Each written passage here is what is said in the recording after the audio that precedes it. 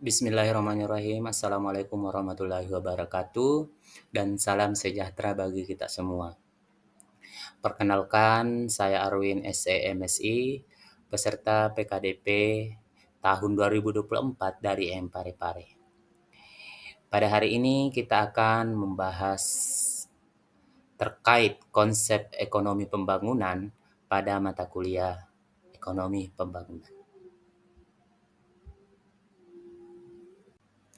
Tujuan kita mempelajari materi ini adalah mahasiswa atau peserta didik mampu menguraikan konsep dan indikator pembangunan ekonomi. Berbicara masalah ekonomi pembangunan adalah cabang dari ilmu ekonomi yang mempelajari bagaimana negara-negara, dalam hal ini adalah negara berkembang seperti negara Indonesia, dapat mencapai pertumbuhan ekonomi dan pembangunan yang berkelanjutan serta inklusif. Fokusnya tidak hanya pada peningkatan GDP atau produk domestik bruto yang ada dalam suatu negara, akan tetapi juga peningkatan kesejahteraan masyarakat secara menyeluruh, pengurangan kemiskinan, peningkatan kualitas hidup, dan penciptaan kesetaraan sosial.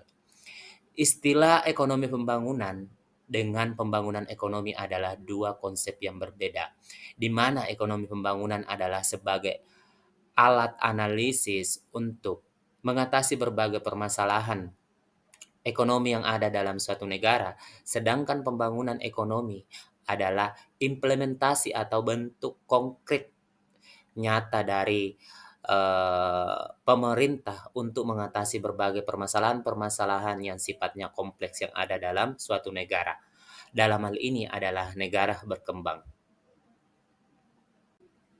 Indikator pembangunan ekonomi.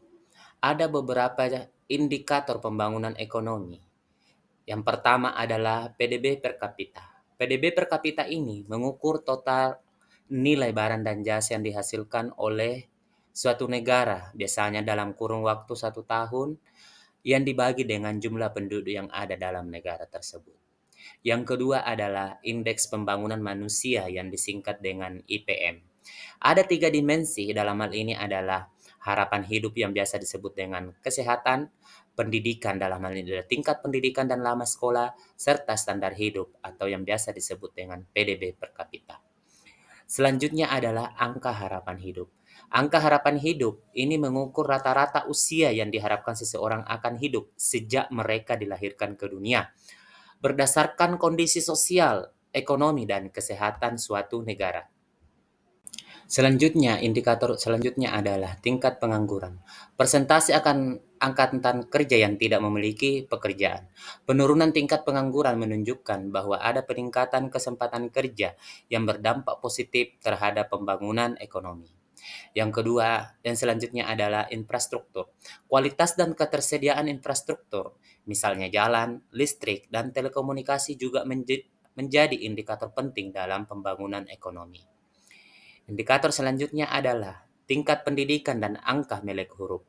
Tingkat pendidikan dan angka melek huruf mencerminkan kualitas sumber daya manusia suatu negara. Manfaat pembangunan ekonomi. Yang pertama adalah meningkatkan kesejahteraan masyarakat. Pembangunan ekonomi bertujuan untuk meningkatkan pendapatan dan standar hidup masyarakat. Pendapatan per kapita meningkat sehingga masyarakat dapat memenuhi berbagai kebutuhan hidupnya. Yang kedua adalah penciptaan lapangan kerja. Pembangunan ekonomi ini akan mendorong investasi dalam sektor-sektor produktif seperti di sektor jasa, pertanian, maupun industri yang akan menciptakan lapangan pekerjaan baru dan menyerap tenaga kerja sehingga akan mengurangi angka kemiskinan ataupun tingkat pengangguran di suatu negara. Dan selanjutnya adalah mengurangi ketergantungan bantuan luar negeri. Negara yang berkembang secara ekonomi dapat lebih mandiri dan tidak akan selalu tergantung dengan bantuan asing. Mungkin ada materi yang mau disampaikan atau ingin ditanyakan terkait materi konsep ekonomi pembangunan, dan untuk memberikan pemahaman yang lebih lanjut, saya berikan tugas kepada adik-adik untuk mencari data-data angka pengangguran di Indonesia serta alasan utama pembangunan ekonomi di Indonesia sulit untuk berkembang. Baiklah saya akhiri perkuliahan pada hari ini dengan ucapan alhamdulillahirabbil alamin. Sekian, assalamualaikum warahmatullahi wabarakatuh.